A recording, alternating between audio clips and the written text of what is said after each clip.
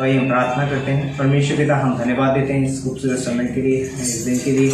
एक बार फिर हम तेरे चरणों में आते हैं, तेरे नाम को ऊँचा उठाते हैं और तुझसे प्रार्थना करते हैं पिता परमेश्वर कि इस खूबसूरत समय में तू हमसे बातें करना तेरे वचन के द्वारा और पिता परमेश्वर आराधना स्तुति के द्वारा। पिता परमेश्वर धन्यवाद करते हैं, तेरे नाम को ऊँचा उठाते हैं। पिता परमेश्वर सारा आदर महिमा तुझे देते हैं।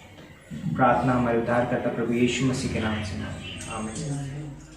ओ आकाश सूर्य चंद्रमा स्तुति करो सारा भूमंडल।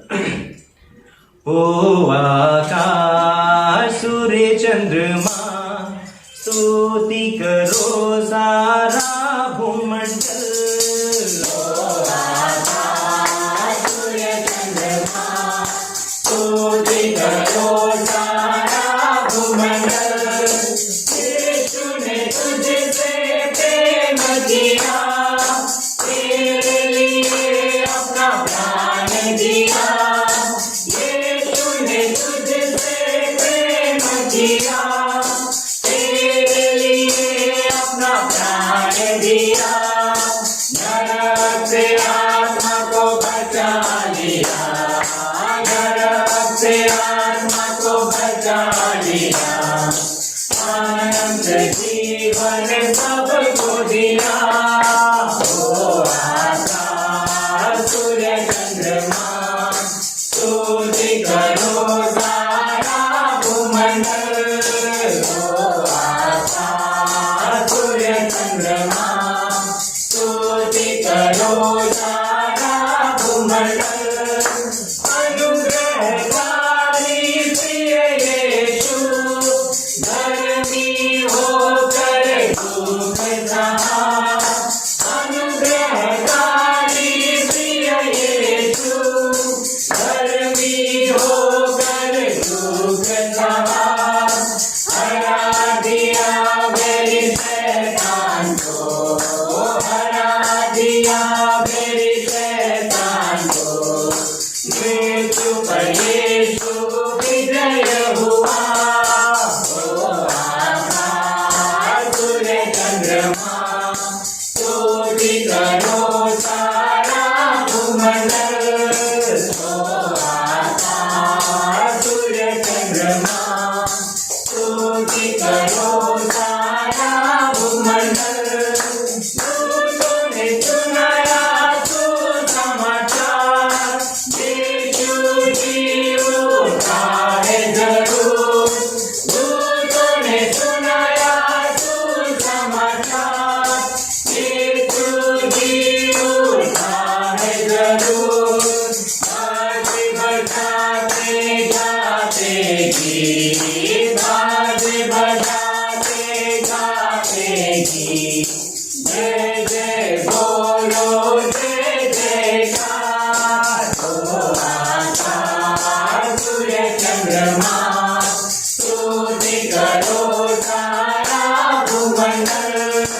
ओ आकाश सूर्य चंद्रमा स्तुति करो सारा भूमंडल। स्तुति करो सारा भूमंडल। जब मैं देखता तेरी पवित्रता, गीत नंबर 3। जब मैं देखता तेरी पवित्रता, जब निहारता तेरे प्रेमी बने को, चीजें सारी जो घेरे बन जाती छाया रोशनी में तेरी। तेरे दिल तक आने की खुशी पाई, तेरे प्यार में इच्छा मोहित हो गई। चीजें सारी जो घेरे बन जाती छाया रोशनी में तेरी। आराधना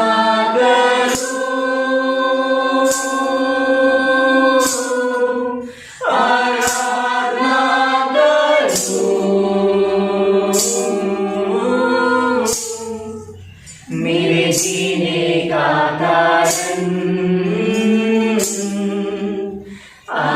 आराधना आराधना करूं आराधना करूं मेरे जीने का कारण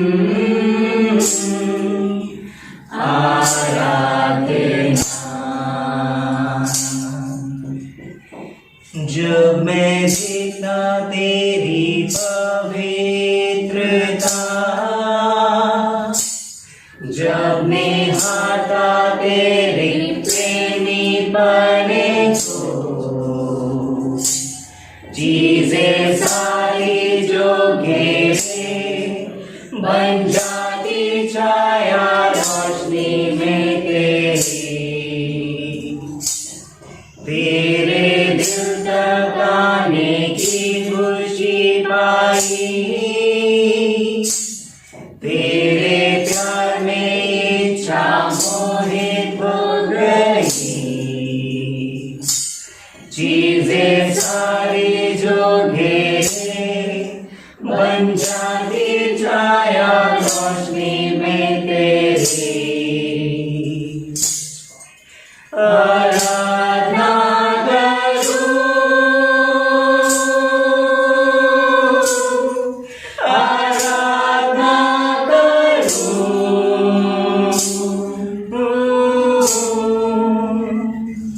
मेरे जीने का कारण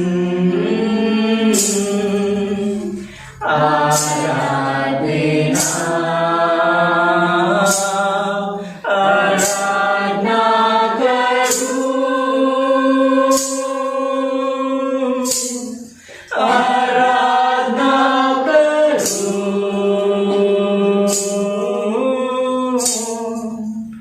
मेरे जीने का कारण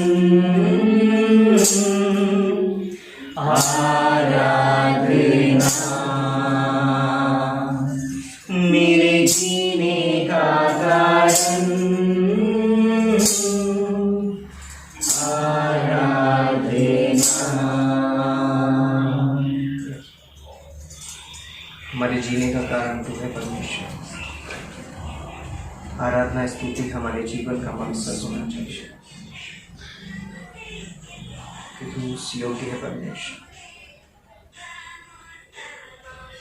क्योंकि उद्धार तेरा ही है हम इस गीत को गाएंगे उद्धार हमारे प्रभु का उद्धार हमारे यीशु का जो सिंहासन पर बैठा है और मेरा हो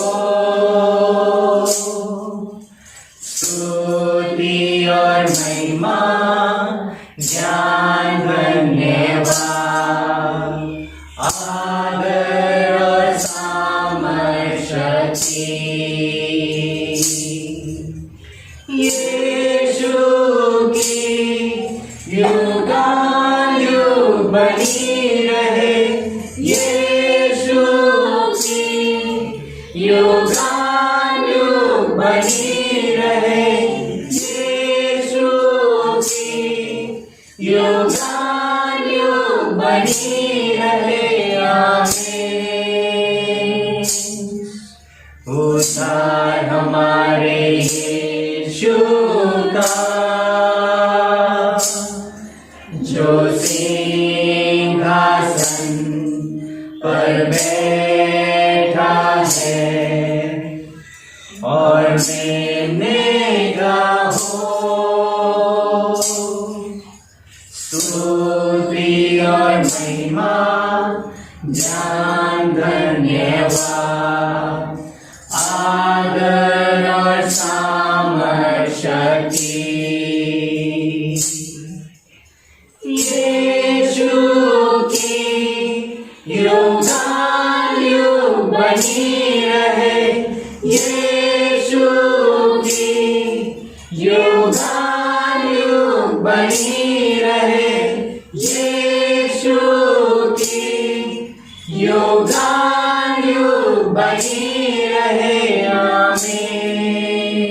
पवित्र हमारे जीवित और महान परमेश्वर पिता, धन्यवाद करते हैं राजा परमेश्वर, आप राजाओं के राजा और प्रभुओं के प्रभु हो।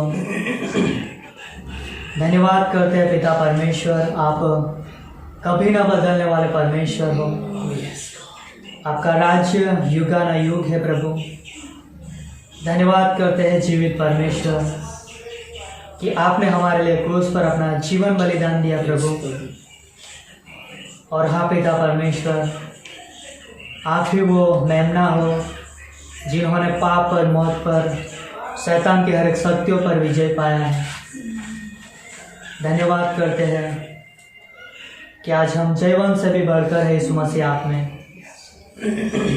धन्यवाद करते हैं आपके उस प्रेम के लिए जो सर्वोत्तम प्रेम है, जो हमें विवश करता है प्रभु आपकी आराधना के लिए, आपकी महिमा के लिए। धन्यवाद देते पिता परमेश्वर आपकी विश्वास योग्यता के लिए। धन्यवाद करते आपकी उपस्थिति के लिए कि आप हमारे बीच में हो प्रभु। होने देना पिता परमेश्वर, आज की इस सभा का समय को हम आपके हाथों में सौंपते हैं। होने देना पिता परमेश्वर, आने वाले समय में आपकी अगुवाई हो, आपका मार्गदर्शन हो और हमारे जीवन से आपको महिमा मिले, वैसे हमारी प्रार्थना है प्रभु। धन्यवाद करते हैं, सारा आदर सारी महिमा आपको देते। ये प्रार्थना यीशु मसीह के नाम से मांगते हैं। ओके, तो क्यों ना हम परमेश्वर के लिए जोर से ताली बजाओ, परमेश्वर का हम आदर करें इस समय। बहुत अद्भुत रीति से आराधना टीम ने अगुवाई की आराधना में, कितना अद्भुत है ना, कि हमारा जीवन आराधना के लिए, परमेश्वर की महिमा के लिए बनाया गया है और ये अद्भुत है। और सच में जैसा जब वर्शिप हो रहा था तो कितना अद्भुत लग रहा था कि एक दिन हम जब स्वर्ग में रहेंगे परमेश्वर के साथ, तो उस दिन वहां पर हम सिर्फ स्तुति और आराधना करेंगे। कितना अद्भुत है ना। तो आज जो ये समय जो रहेगा, तो आने वाले जो हफ्ते में जो कार्यक्रम होने वाले हैं उसके बारे में बताया जाएगा। तो सबसे पहले मैं सभी का स्वागत करना चाहूँगा यहाँ फिर से एक बार।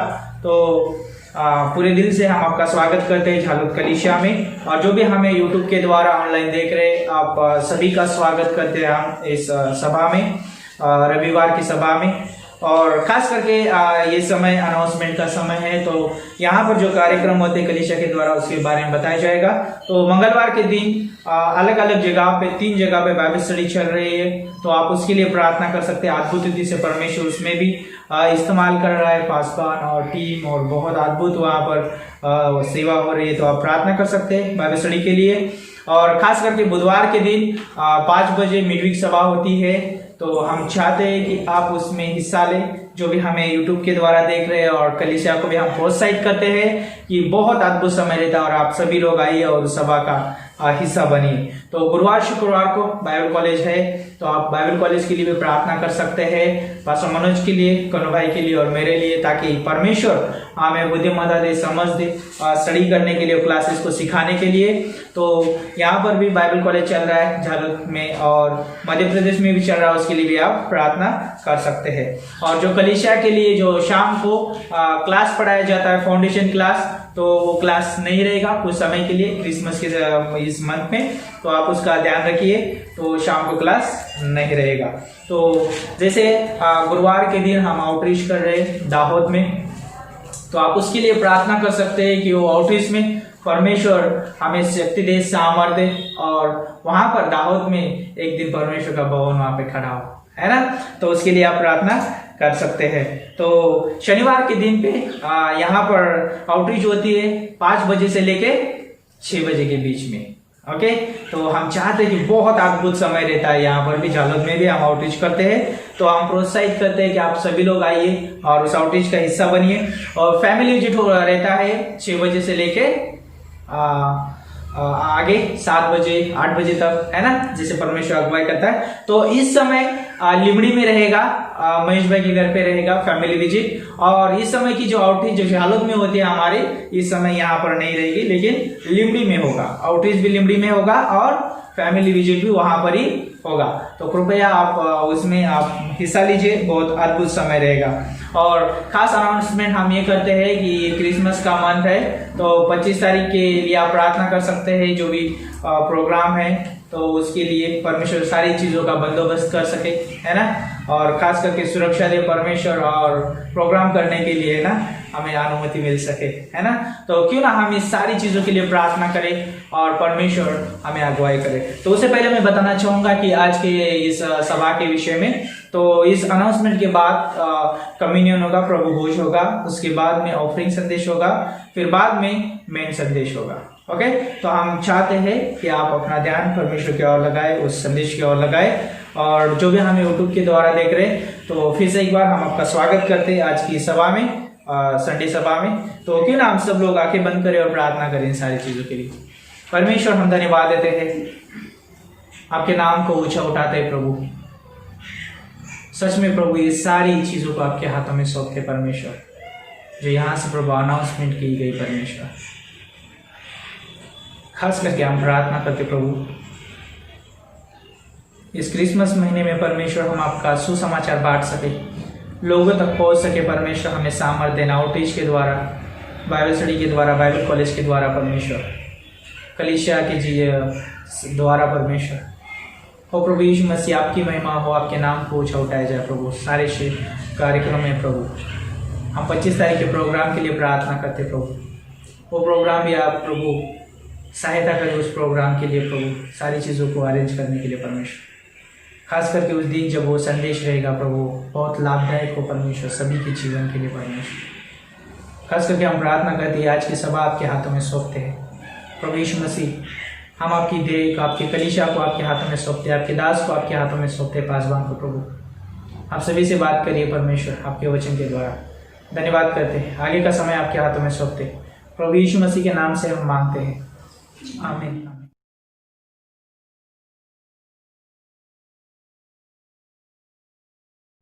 तो क्यों ना हम 1-2 मिनट ले, हम अपने मनों को तैयार करें कम्युनियन के लिए, और फिर बाद में हम कम्युनियन में जाए। ओके, प्रभु भोज में जाए। मेरे साथ आप पढ़ने के लिए निकाल सकते हैं भजन संहिता 103,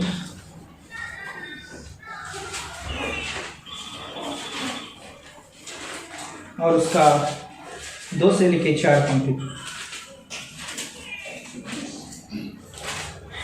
भजन संहिता 103, 2 से लेकर 4 पंक्ति इस तरह से कहती है यहाँ पर, हे मेरे मन, यहोवा को धन्य कर और उसके किसी उपकार को न भूलना।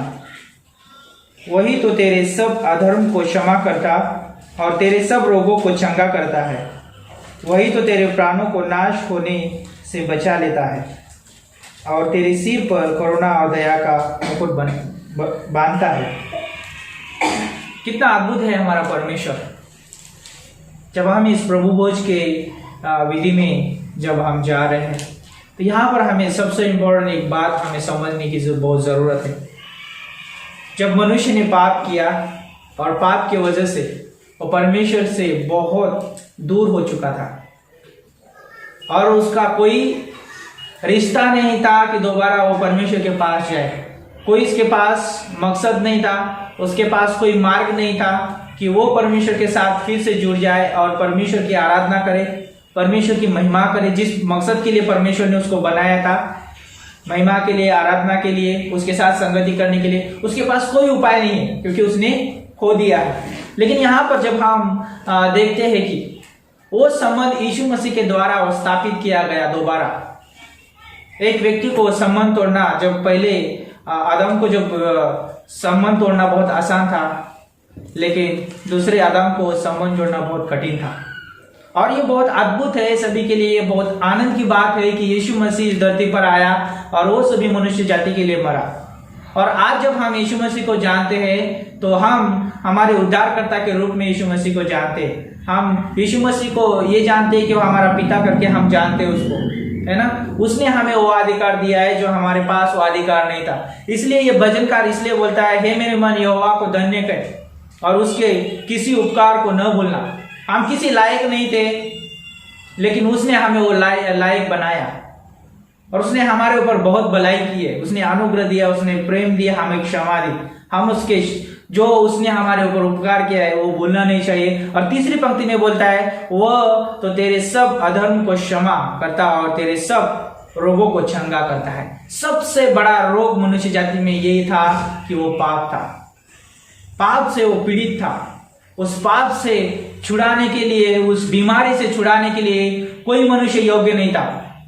इस धरती पर कोई पशु उतना पवित्र नहीं था कि वो बलिदान चढ़ाए, या कोई मनुष्य उसके प्रति बलिदान चढ़े। कोई पवित्र नहीं था और कोई योग्य नहीं था उस रोग से, पाप के रोग से छुड़ाने के लिए। लेकिन यीशु मसीह इस धरती पर आया, उसने हमेशा हमेशा के लिए उसको छुड़ाया, उस मनुष्य को उससे आजाद किया। और हम जानते हैं उसने उस क्रूस पे वहां पर क्षमा भी की, सभी के पापों की क्षमा की, उस सारी चीजों का भुगतान उसने उस जगह पर किया। इसलिए हम याद के रूप में हम वो क्या करते हैं, प्रभु भोज लेते हैं। हम स्मरण करते हैं उस बलिदान को, उस यीशु मसीह के महिमा को। उसने त्याग के इस धरती पर आया, उसको हम याद करते हैं कि कितना उसने बहुत बड़ा बलिदान दिया है। उस बलिदान को हम याद करते हैं इस समय, इसलिए हम प्रभु भोज करते हैं। और चौथी पंक्ति में बोलता है वही तो तेरे प्राणों को नाश होने से बचा लेता है और तेरे सिर पर करुणा और दया का मुकुट बनाता है।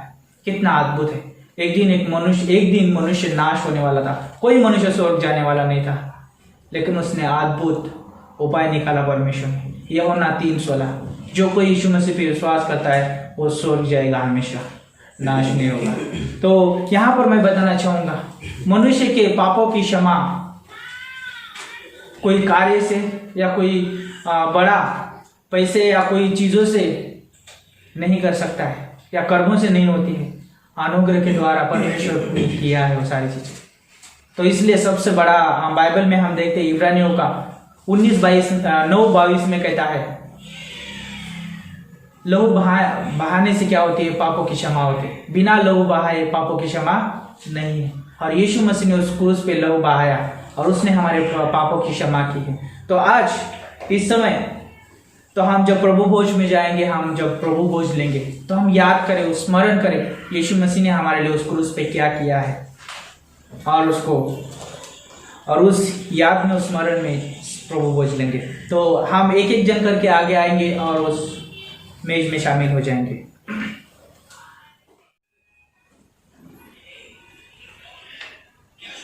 मत्ती का 26 और उसकी 26 पंक्ति बी पार्ट में कहता है तब यीशु ने रोटी ली और आशीष मांगकर तोड़ी और चेलों को देकर कहा लो खाओ, ये मेरी देह है।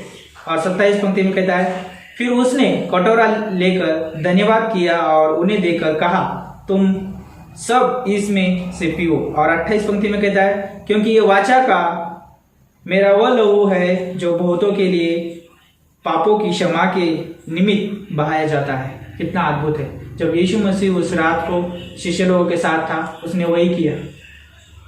उसने कहा कि आप लोगों के पापों के लिए मैं क्या करूंगा, उस क्रूस पे जाऊंगा, मेरी देह तोड़ी जाएगी, लहू बहाया जाएगा, है ना। और हम इधर यहाँ पर अद्भुत एक चित्र देखते हैं। मनुष्य के लिए सबसे बड़ा उपाय वही था। तो उसी स्मरण के लिए, उस यादगिरी में हम आइए ये रोटी को लेते हैं और इस द्राक्ष रस से पिएंगे और उस यीशु मसीह के शरीर को तोड़ा गया और उस लहू बहाया गया उसको याद करेंगे। तो आप ले सकते हैं।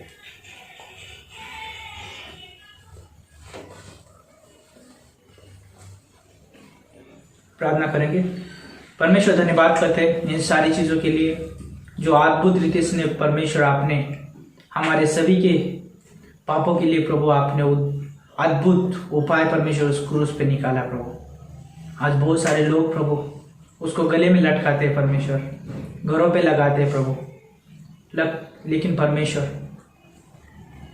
सबसे अद्भुत जो संदेश हमारे हृदय में छपा हुआ है प्रभु, वो है परमेश्वर आपका उद्धार, आपका पवित्र आत्मा का जो प्रभु अगुवाई है हमारे लिए। प्रभु धन्यवाद करते हैं सारी चीज़ों के लिए। जैसे प्रभु आपने हमें आज्ञा दी मत्ती 28 से 20 में प्रभु कि हम संसार के छोर तक जाके प्रभु आपका सुसमाचार बांटे। परमेश्वर हमें सामर्थ्य देना, शक्ति देना प्रभु इन सारे वायदों में प्रभु बने रहने के लिए। प्रभु यीशु मसीह के नाम से मांगते हैं, आमीन। आमीन।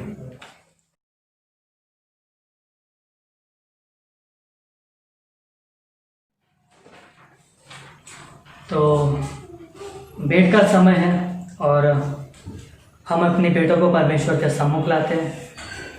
तो उससे पहले आप मेरे साथ वचन निकालें। पहला कोरिन्थियों उसका 12वां अध्याय और उसकी 31वीं पंक्ति, उसका लास्ट भाग। पहला कोरिन्थियों 12 और उसका 31वीं पंक्ति और उनका लास्ट भाग।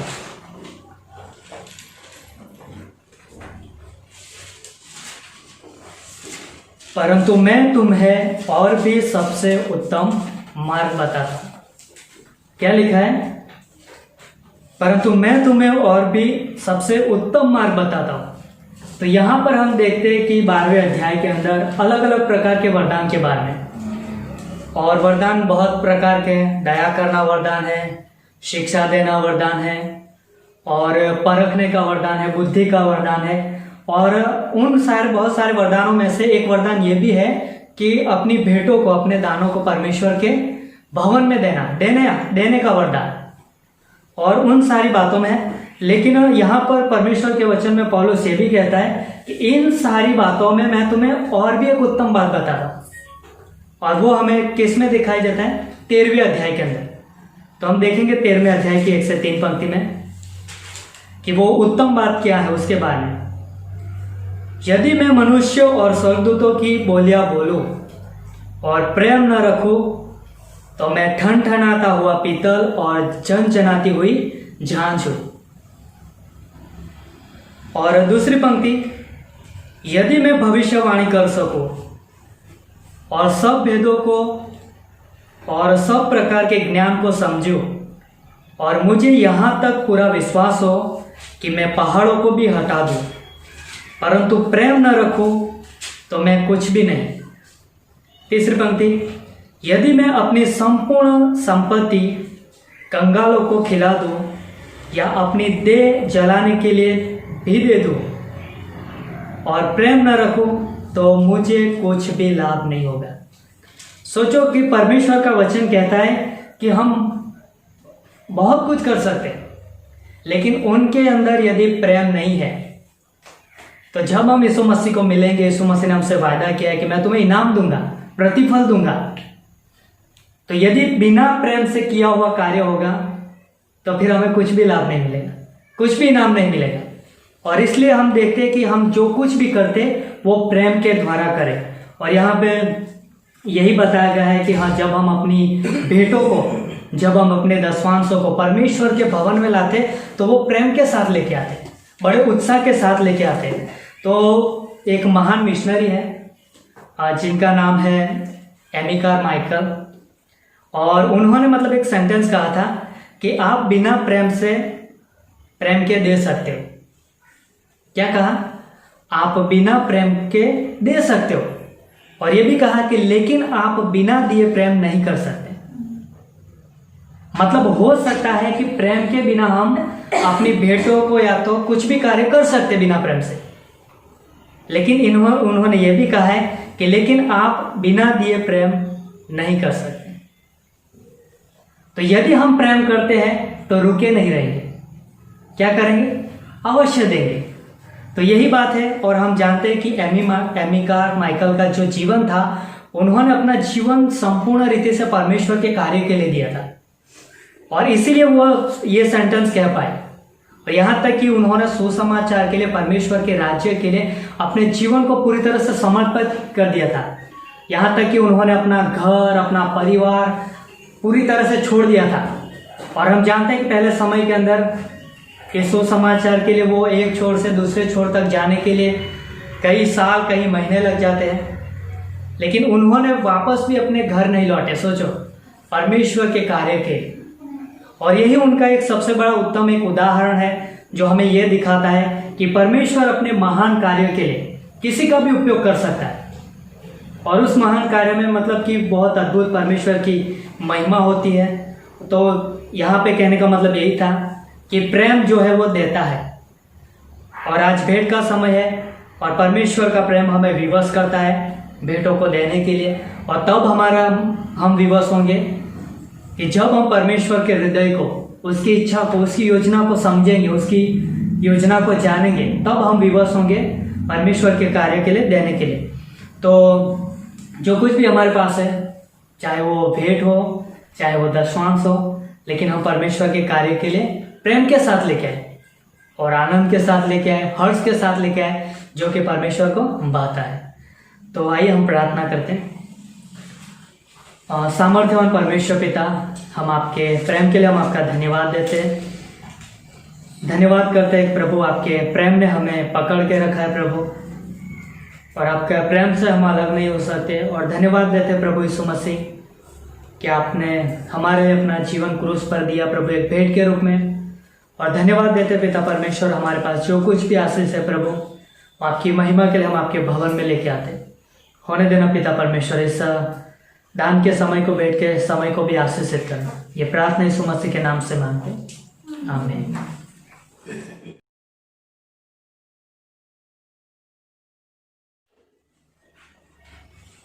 ओके, सब लोग तैयार हैं परमेश्वर के वचन में जाने के लिए, सुनने के लिए? ओके, बाइबल में वचन निकालेंगे इफिसियों की किताब, उसका 2 अध्याय और 8वीं पंक्ति, और उसके बाद हम एक कहानी भी पढ़ेंगे। 2 शमूएल की किताब, उसका 9वां अध्याय, पहली पंक्ति से लेके अंत तक। तो पहले हम इफिसियों का 2:8 पढ़ेंगे। क्योंकि विश्वास के द्वारा अनुग्रह ही से तुम्हारा उद्धार हुआ है, और यह तुम्हारी ओर से नहीं वरन परमेश्वर का दान है। ओके, अभी 2 शमूएल की किताब, उसका 9वां अध्याय और उसकी पहली पंक्ति से। 2 शमूएल 9वां अध्याय, पहली पंक्ति। दाऊद ने पूछा, क्या साउल के घराने में से कोई अब तक बचा है जिसको मैं योनाथान के कारण प्रीति दिखाऊं? यस, पढ़ते रहिए लास्ट तक। साउल के घराने का सीबा नामक एक कर्मचारी था, वह दाऊद के पास बुलाया गया, और जब राजा ने उससे पूछा, क्या तू सीबा है? तब उसने कहा, हाँ, तेरा दास वही है। राजा ने पूछा, क्या साउल के घराने में से कोई अब तक बचा है जिसको मैं परमेश्वर की सी प्रीति दिखाऊं?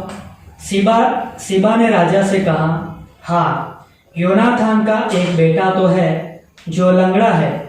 राजा ने उससे पूछा, वह कहाँ है? सीबा ने राजा से कहा, वह तो लोदबार नगर में है। लोदबार नगर में अम्मीएल के पुत्र माकीर के घर में रहता है। तब राजा दाऊद ने दूध भेजकर उसको लोदबार से अम्मीएल के पुत्र मिकार माकीर के घर से बुलवा लिया। जब मप्पी बोसेत, जो योनाथान का पुत्र और साउल का पोता था, दाऊद के पास आया, तब मुंह के बल गिर के दंडवत किया। दाऊद ने कहा, हे मप्पी बोसेत। उसने कहा, तेरे दास को क्या आज्ञा? दाऊद ने उससे कहा, मत डर, तेरे पिता योनाथान के कारण मैं निश्चय तुझको प्रीति दिखाऊंगा, और तेरे दादा साउल की सारी भूमि तुझे फेर दूंगा, और तू मेरी मेज पर नित्य भोजन किया कर। उसने दंडवत करके कहा, तेरा दास कहाँ है, क्या है कि तू मुझ ऐसे मेरे कुत्ते के और दृष्टि करे? तब राजा ने साउल के कर्मचारी सीबा को बुलवाकर उससे कहा, जो कुछ साउल और उसके समस्त घराने का था वह मैंने तेरे स्वामी के पोते को दे दिया है। अब से तू अपने बेटों और सेवकों समेत उसकी भूमि पर खेती करके उसकी उपज ले आया करना, कि तेरे स्वामी के पोते को भोजन मिला करे। परंतु तेरे स्वामी का पोता मपीबोशेत मेरी मेज पर नित्य भोजन किया करेगा। सिबा के तो 15 पुत्र और 20 सेवक थे। सिबा ने राजा से कहा, मेरा प्रभु राजा अपने दास को जो जो आज्ञा दे उन सबों के अनुसार तेरा दास करेगा। दाऊद ने कहा, मपीबोशेत राजकुमारों के समान मेरी मेज पर भोजन किया करे। मपीबोशेत के भी मीका नामक एक छोटा बेटा था और सिबा के घर में जितने रहते थे वे सब मपीबोशेत की सेवा करते थे। मपीबोशेत यरूशलेम में रहता था क्योंकि वह राजा की मेज पर नित्य भोजन किया करता था। वह दोनों पाँवों का पंगुला था। ओके, आइए हम प्रार्थना करते हैं। परमेश्वर पिता, हम धन्यवाद देते हैं इस खूबसूरत समय के लिए, इस दिन के लिए, इस वचन के लिए। इस वचन के द्वारा तो हमसे बातें करना पिता परमेश्वर, मेरे मुख कुछ इसे पवित्र कर, इससे मेरे नहीं परंतु तेरे वचन निकले। अपने वचन के द्वारा तो अपने लोगों से बातें कर, प्रभु यीशु मसीह के नाम से मांगते हैं, आमीन। आज का जो हमारे संदेश का जो टॉपिक है, जो शीर्षक है, वो है अनुग्रह की मेज। क्या है? अनुग्रह की मेज। इस दुनिया में प्रति एक व्यक्ति की जरूरत है द टेबल ऑफ ग्रेस। परमेश्वर के अनुग्रह की मेज इस दुनिया के प्रति एक व्यक्ति की जरूरत है। और यहाँ पर मपीबोशेत जो है वो एक पापी का चिन्ह है। कहने का मतलब है कि हमारा एक चिन्ह है। हम ऐसे थे, हम इस संसार में खोए हुए थे। अगर इफिसियों का 2 अध्याय और उसकी पहली पंक्ति अगर हम पढ़ेंगे तो वहां पर हमारी दशा लिखी हुई है कि एक विश्वासी किस तरीके से था। तो जब मपीबोशेत बोलते हैं कि राजा के घर बुलाया गया तो वो उसके अंदर एक डर था।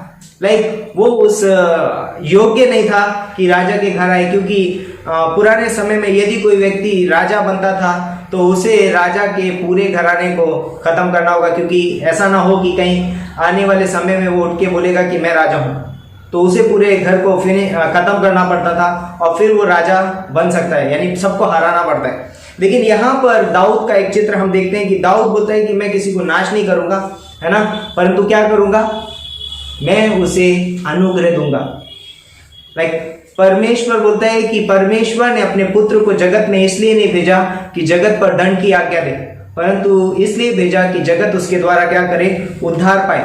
और यहाँ पर बोलता है कि दाऊद मपीबोशेत को अपने घर बुलाता है और बोलता है कि वो डरा हुआ है। वो सोचता है शायद राजा मेरे साथ कुछ गलत कर सकता है, शायद मेरा प्राण जा सकता है। लेकिन वहां पर दाऊद उससे बोलता है कि हे मपीबोशेत, मत डर। सबसे पहला जो शब्द उसने उसको बोला वो ये है कि मत डर। जब एक व्यक्ति प्रभु यीशु मसीह के पास आता है और वो बोलता है कि उसके जीवन से डर चला जाता है, प्रभु यीशु परमेश्वर उसको बोलता है मत डर, मैं तेरा उद्धार करता हूं, है ना। बोलता है कि मत डर। उसके बाद बोलता है कि क्या कर, आज से तू क्या करेगा, मेरी मेज पर खाना खाएगा। परमेश्वर की बोलता है कि दाऊद की मेज पे जब वो खाना खाएगा तो बोलता है कि मेज जो होती है एक तरीके से प्रोविजन को दर्शाती है ना। हर एक जरूरतें वहां पर पूरी होती हैं, है ना, प्रोविजन मिलता है। मेज वो खाएगा। मेज, अगर हम मेज बोले तो एक पदवी को दर्शाती है, एक पद को दर्शाती है। कहीं पर जाते हैं कि टेबल के सामने कौन बैठा हुआ है, बहुत मायने रखता है ना। वो एक पद को दर्शाती है। दूसरी चीज क्या दर्शाती है, टेबल बोलते हैं कि मेरा छुपने का स्थान भी है। The grace of table of grace, परमेश्वर के अनुग्रह की मेज मेरे छुपने का स्थान है ना। मेरी कमियां वहां पर दिखाई नहीं देती हैं। बोलते हैं कि वो मपीबोशेत अपने दोनों पांव से क्या है, पंगुआ है, लंगड़ा है। लेकिन जब वो टेबल पे बैठेगा तो टेबल की वजह से उसके पैर दिखाई नहीं देंगे। क्या दिखाई देगा, उसका फेस।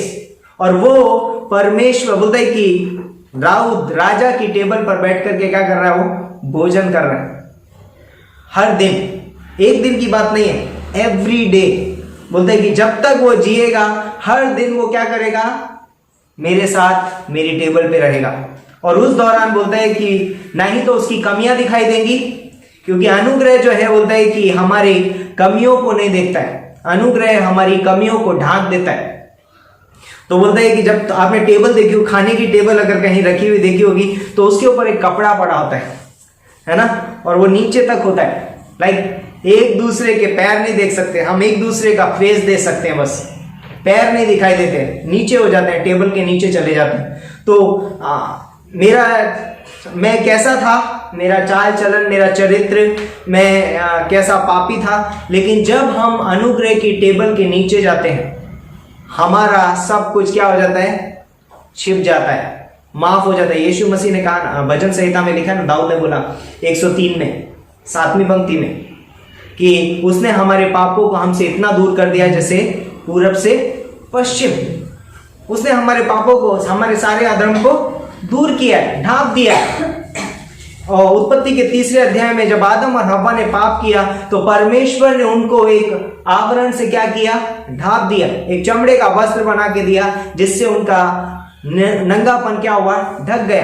परमेश्वर का अनुग्रह हमें क्या करता है, ढांकता है, हमारी कमियों को ढांकता है ना। क्योंकि अनुग्रह की जो परिभाषा है वो ये है कि जिस चीज के हम लायक नहीं थे वो हमको मिला है।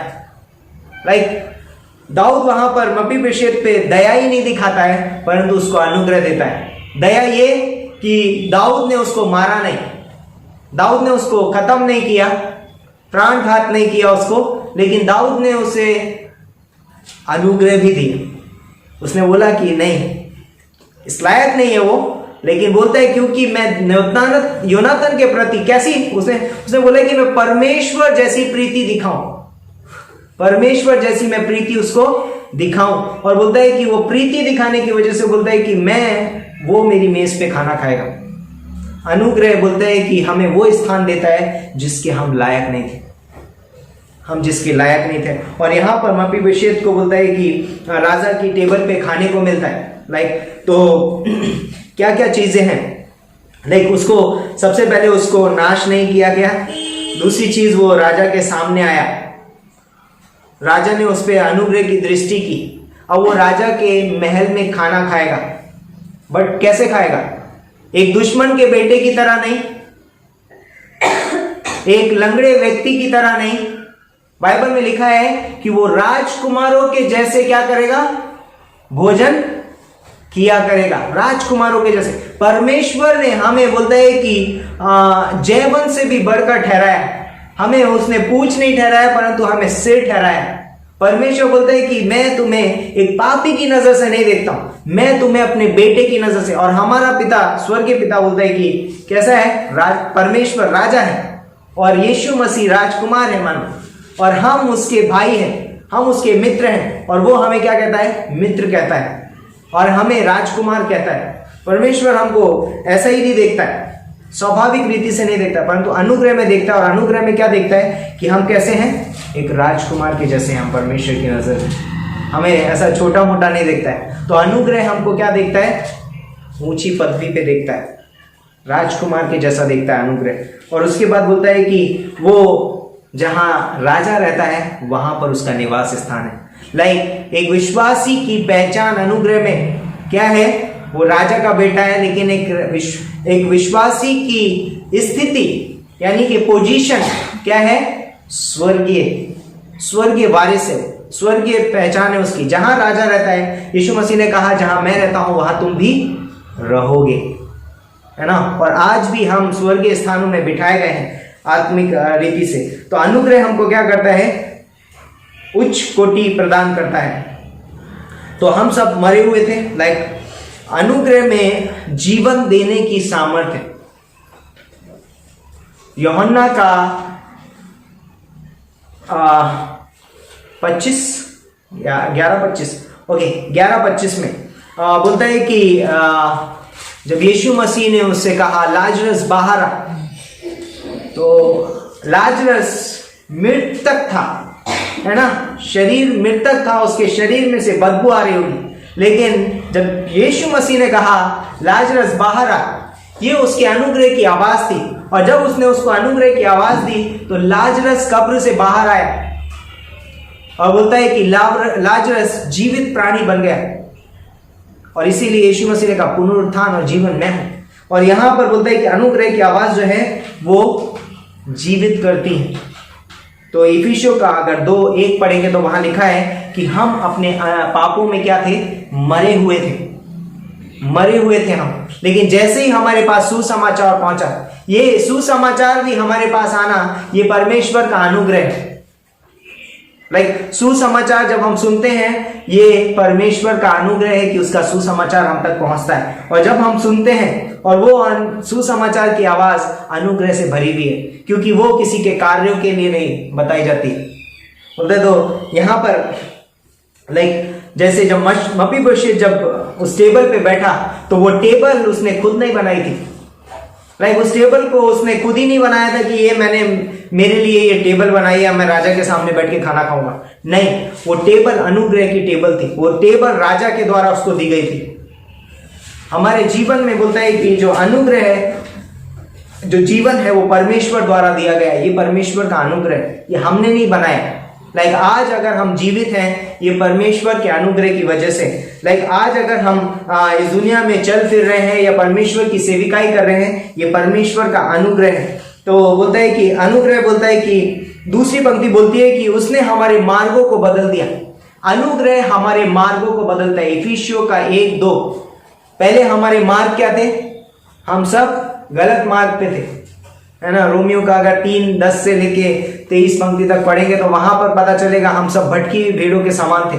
लेकिन अनुग्रह ने हमारे मार्ग को बदल दिया, है ना। यू टर्न लेकर के आता है अनुग्रह हमारे जीवन में, और हम वापस परमेश्वर तक पहुंच सकते हैं by the grace of God. परमेश्वर के अनुग्रह की वजह से हम परमेश्वर तक वापस पहुंच सकते हैं, ना कि अपने कर्मों के द्वारा। ओके, तीसरी चीज जो बोलता है कि अनुग्रह बोलता है कि हमारी पहचान बदल देता है। इफिसियों का 2:3 में, सॉरी, दूसरा अध्याय 3री पंक्ति में वो बोलता है कि वो हमारी पहचान को बदलता है, अनुग्रह, है ना। अभी मपीबोशेत की पहचान क्या है? अभी वो एक लंगड़ा नहीं है, अब वो क्या है, वो एक राजकुमार है ना। अब वो कोई बोलता है कि किसी के घर में रहने की जरूरत नहीं है उसको। वो किसी अमीर व्यक्ति के घर में रहता था, उसके पास खुद का रहने के लिए घर भी नहीं। लेकिन बोलता है कि दाऊद ने उसको सब कुछ फेर दिया। तो अनुग्रह हमको क्या करता है, हमारा सब कुछ हमको लौटा देता है। आदम ने क्या क्या खो दिया? आदम ने बोलता है कि परमेश्वर की महिमा खो दी। आदम ने बोलता है परमेश्वर का प्रेम खो दिया। आदम ने परमेश्वर का बोलते हैं कि ग्लोरी, महिमा खो दी, प्रेम खो दिया, अनुग्रह खो दी, दया खो दिया। लेकिन जब वो उसके पास दोबारा आता है, यीशु मसीह के पास कोई व्यक्ति आता है, ये सारी चीजें उसे वापस मिल जाती हैं। और दाऊद ने उसको सब कुछ लौटा दिया। बोलता है जो तेरे पिता का है वो सब कुछ तेरा है, तेरे दादा का मैं सब कुछ तुझे देता हूं, है ना, और तू क्या कर, उसमें बना रहे। परमेश्वर हमारा हमें सब कुछ लौटा देता है। यानी कि एक व्यक्ति ने अपनी पहचान खो दी थी, लेकिन यीशु मसीह में हमें एक नई पहचान मिली है। आज हम पहचाने जाते हैं एक विश्वासी के नाते। तो रोमियो का 2:5, तो पहली चीज जो हम देख सकते हैं अनुग्रह में, जो हम देख सकते हैं इफिसियों के 2:8 की वजह से, कि अनुग्रह जो होता है क्या करेगा, हमको छुड़ाता है या उद्धार देता है। दूसरी चीज जो है अनुग्रह हमारे जीवन में करता है, रोमियो का 2:5 के हिसाब से, अनुग्रह हमें क्या करता है, खड़ा करता है या स्थिर करता है। अनुग्रह में हमारी स्थिति यानी कि हमारी पोजीशन अनुग्रह में, आज हम जो कुछ भी है अनुग्रह की वजह से, हम बचाए गए अनुग्रह की वजह से। लेकिन आज हमारी जो स्थिति है, जो हमारी पोजीशन है, जो पदवी है आज हमारी, वो अनुग्रह की वजह से है। आज हम विश्वासी हैं तो अनुग्रह की वजह से हैं। ओके, तो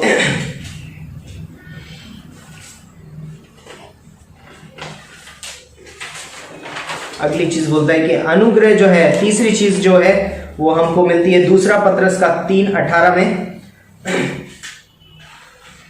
अनुग्रह में हम उन्नति पाते हैं। लाइक अनुग्रह हमें बचाता है, अनुग्रह हमें एक पोजीशन देता है और अनुग्रह हमें बढ़ाता है। लाइक अनुग्रह हम वहां रहते नहीं है, सिर्फ एक ही पोजीशन में नहीं रहते, लेकिन अनुग्रह में क्या होता है, हम बढ़ते जाते हैं। अनुग्रह हमें बढ़ने में मदद करता है। लाइक अनुग्रह जो है, जब हम गिर जाते हैं तो अनुग्रह हमें क्या करता है, उठाता है और हमें बढ़ने में भी मदद करता है। यदि आप आत्मिक रूप से बढ़ना चाहते हैं, हमें परमेश्वर के अनुग्रह की आवश्यकता है। हम बिना अनुग्रह के नहीं बढ़ सकते। तो परमेश्वर का अनुग्रह हमें क्या करता है, उठने में मदद करता है, बने रहने में मदद करता है और बढ़ने में मदद करता है। लाइक उठने में मदद करता है, इफिसियों का 2:8 लिख सकते हैं आप, और बने रहने में मदद करता है, रोमियो का 5:2 बोलता है। बढ़ने में मदद करता है, पत्रस का 2 पत्रस 3:18, तो वो बोलता है कि बढ़ने में हमको क्या करता है, मदद करता है। ओके, तो एक विश्वासी के जीवन में अनुग्रह का कार्य क्या है? नंबर 1, फिलिपियों का 1:6 पढ़ सकते हैं। मुझे इस बात का भरोसा है कि जिसने तुम में अच्छा काम आरंभ किया है, वही उसे यीशु मसीह के दिन तक पूरा करेगा। यस, यहाँ पर बोलते हैं कि किसने काम, अनुग्रह का कार्य एक विश्वासी के जीवन में शुरुआत हुई है।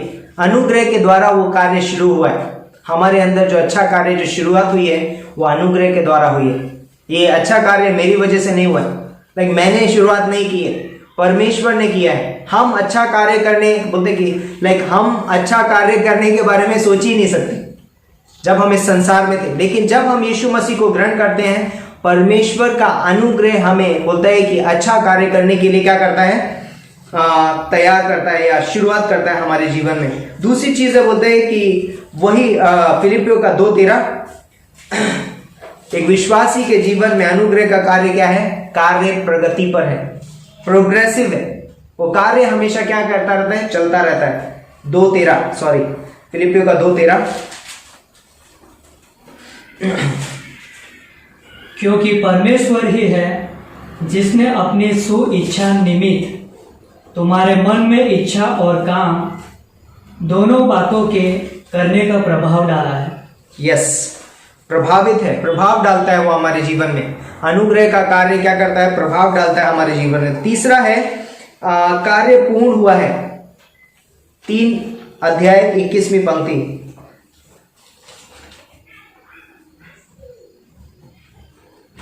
वह अपनी शक्ति के उस प्रभाव के अनुसार जिसके द्वारा वह सब वस्तुओं को अपने वंश में कर सकता है, हमारी दिनहीन देह का रूप बदलकर अपनी महिमा की देह के अनुकूल बना देगा। फिनिश्ड। एक दिन वो क्या करेगा, उस कार्य को क्या करेगा, फिनिश कर देगा, पूरा कर देगा। लाइक कार्य शुरुआत किया है उसने, कार्य वो कर रहा है और वही उसको क्या करेगा, पूर्ण भी करेगा।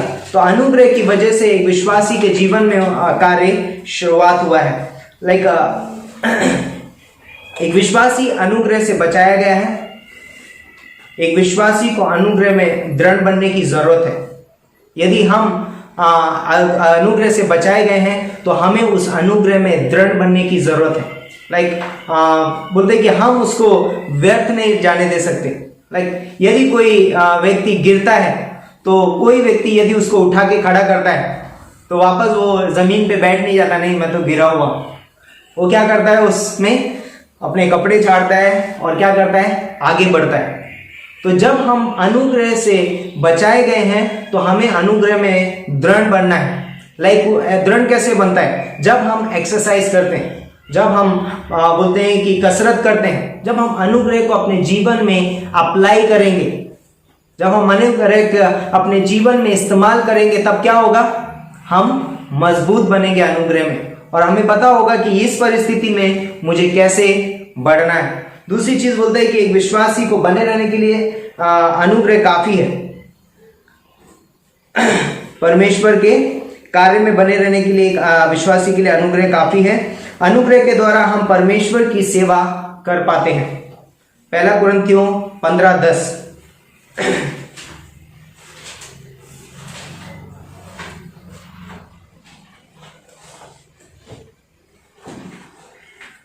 पहला कुरिन्थियों 15:10। परंतु मैं जो कुछ भी हूँ परमेश्वर के अनुग्रह से हो, उसका अनुग्रह जो मुझ पर प्रकट हुआ वह व्यर्थ नहीं हुआ, परंतु मैंने उन सब से बढ़कर परिश्रम भी किया, तो अब यह मेरी ओर से नहीं हुआ, परंतु परमेश्वर से जो मुझ पर था, उस अनुग्रह से। परंतु परमेश्वर के अनुग्रह से जो मुझ पर था। यस, तो बोलते हैं कि इस दुनिया में यदि हम परमेश्वर की सेविकाई कर पा रहे हैं तो हम किस लिए कर पा रहे हैं? क्योंकि परमेश्वर का अनुग्रह हम पे है। बिना अनुग्रह के हम परमेश्वर की सेविकाई या उसके कार्य को नहीं कर पाएंगे। परमेश्वर का अनुग्रह हमें क्या करता है? उसकी सेवा करने के लिए मदद करता है। तो परमेश्वर सिर्फ हमको बोलता नहीं कि जाओ सारे जगत में सुसमाचार प्रचार करो, परंतु वो उसके लिए हमको अपना अनुग्रह भी देता है। तो अनुग्रह में सामर्थ्य है, अनुग्रह में बोलता है जीवन है, अनुग्रह में बोलता है कि उन्नति है। अनुग्रह सिर्फ हमको बने रहना नहीं में परंतु बढ़ने में भी मदद करता है। लाइक एक शरीर में यदि एक शरीर को बढ़ाना हो तो कैसा, लाइक जब एक शरीर धीरे धीरे बढ़ता है तो हम उसकी बढ़ोतरी से जान पाते हैं कि अरे ये बढ़ रहा है। बच्चा धीरे धीरे बढ़ता है तो हम कहते हैं अरे ये बढ़ रहा है। तो जब एक विश्वासी अनुग्रह में बढ़ता है तो कैसे पता चलेगा हमको? जब वो क्या करता है? आत्मिक रीति से सोचता है, आत्मिक रीति से कार्य करता है ना, तब हम बता सकते हैं कि अरे ये व्यक्ति अनुग्रह में बढ़ रहा है। लाइक हाँ, वो अपने ऊपर बोस्ट नहीं करता है ना, हर एक बात में परमेश्वर को क्या करता है? धन्यवाद देता है, क्योंकि उसका जीवन जो है बोलते लाइक मपीबोशेत ने ये कभी नहीं कहा होगा कि ये मैंने अपने बल से पाई है, ये टेबल मुझे आज मैंने दाऊद को हराया या मैंने दाऊद से युद्ध लड़ा और मैंने इस टेबल को पाया। लेकिन हमेशा उसका हृदय कैसा होगा? धन्यवादित होगा, क्योंकि उसने कुछ किया नहीं लेकिन उसको मिला है। तो अनुग्रह में हम, अनुग्रह ऐसा है हमारे लिए, हमने कुछ किया नहीं लेकिन हमें सब कुछ मिला है। जो हमने खो दिया था वो भी मिला है और जो जिस चीज के हम लायक नहीं थे वो भी हमें मिला है। तो अनुग्रह हमारे जीवन में बहुत जरूरी है। लाइक वो अनुग्रह की टेबल ऑफ ग्रेस, परमेश्वर के अनुग्रह की टेबल हर एक व्यक्ति की जरूरत है। वो विश्वासी की भी जरूरत है, अविश्वासी की भी जरूरत है, एक पापी की भी जरूरत है और एक धर्मी की भी जरूरत है। हर एक व्यक्ति की जरूरत है परमेश्वर के अनुग्रह की टेबल, क्योंकि उस टेबल के नीचे होता है कि वो मेरा छुपने का स्थान है। वो टेबल में मेरी कमियां पता नहीं चलती। वो टेबल के अंदर बोलता है कि मुझे हर एक प्रोविजन मिलता है, मेरी हर एक जरूरतें पूरी होती हैं। और वो टेबल के अंदर भय नहीं है, अनुग्रह में भय नहीं है। बोलता है वो टेबल के सामने बोलता है कि मुझे एक स्थान मिलता है, मैं एक पहचान मिलती है, मेरी एक पदवी है। उस टेबल की वजह से, अनुग्रह की टेबल की वजह से मुझे एक पदवी है, मेरी एक पहचान है। और उस अनुग्रह की टेबल की वजह से बोलते हैं कि मैं परमेश्वर के सामने बैठ सकता हूँ। इम्पॉर्टेंट है। मपीबोशेत की वो योग्यता नहीं थी कि वो दाऊद के सामने बैठे, लेकिन अनुग्रह की वजह से, है ना, लाइक हमारी ये काबिलियत नहीं थी कि हम परमेश्वर तक पहुंच सके, हम परमेश्वर के सामने खड़े भी हो सके, उसके सामने बैठ भी सकें।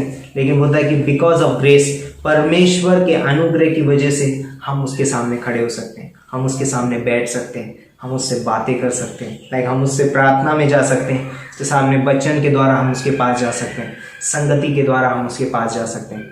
ये परमेश्वर का अनुग्रह है। तो हम सबके जीवन में वो अनुग्रह की टेबल हमें चाहिए, वो अनुग्रह की टेबल हमारी ज़रूरत है। आमीन। ओके, आइए हम प्रार्थना करते हैं। परमेश्वर पिता, हम धन्यवाद देते हैं इस खूबसूरत समय के लिए, इस दिन के लिए धन्यवाद करते हैं, तेरे नाम को ऊंचा उठाते हैं, तेरी महिमा, तेरी स्तुति करते हैं। तेरा अनुग्रह हमारे लिए काफ़ी है पिता परमेश्वर। वो टेबल की हमें ज़रूरत है पिता परमेश्वर, क्योंकि उस टेबल के बिना हम अधूरे हैं पिता परमेश्वर। हमारी कोई पहचान नहीं है, हम पिता परमेश्वर कोई प्रोविज़न नहीं है पिता परमेश्वर।